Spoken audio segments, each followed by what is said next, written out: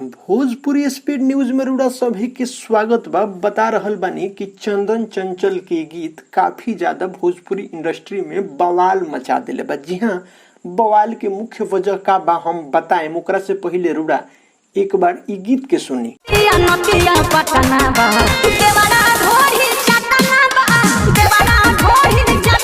जी हाँ, गीत तो रउरा सुनिए लेनी। हालांकि यह गीत के लेके काफी ज्यादा चंदन चंचल पर दबाव बनावल जा रहल बा कि गीत के जल्दी से जल्दी यूट्यूब से तू डिलीट करवाव। मुख्य वजह ई बावे कि गीत काफी ज्यादा अश्लील बावे और संस्कृति पर यानी भारतीय संस्कृति पर एक और बहुत बुरा असर पड़े वाला बा।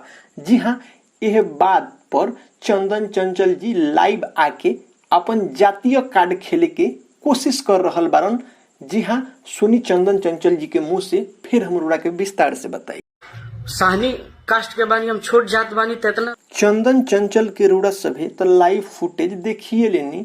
यह लाइव के माध्यम से चंदन चंचल अपना आप के दलित होखे के बात कह रहल बारन कि हम दलित अति पिछड़ा के बेटा हुई, मलाह समाज के बेटा हुई। इसे हमरा पर जुर्म ढाहल जा रहल बा और ये हमरा पर गीत के डिलीट करवावे के दबाव बनावल जा रहल बा।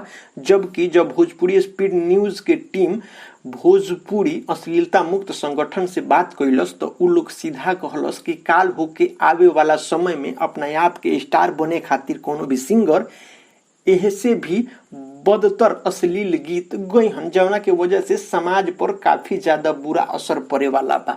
यही वजह से चंदन चंचल पर दबाव बनावल जा रहल बावे कि गीत जल्दी से जल्दी यूट्यूब से तू डिलीट करवा दो। हालांकि ई गीत का अश्लील बा या नइखे, रउरा सभी कमेंट बॉक्स में रउरा नजर में ई गीत कैसन लगता कमेंट बॉक्स में आप राय जरूर रखें। साथे साथे भोजपुरी स्पीड न्यूज के यूट्यूब चैनल के अगर अभी तक सब्सक्राइब नहीं कैले तो देर ना करें, फटाफट सब्सक्राइब कर देम, बगल में बेल आइकन दबा देम, साथे साथे वीडियो के लाइक कर दी और ढेर सारा शेयर कर देम। धन्यवाद।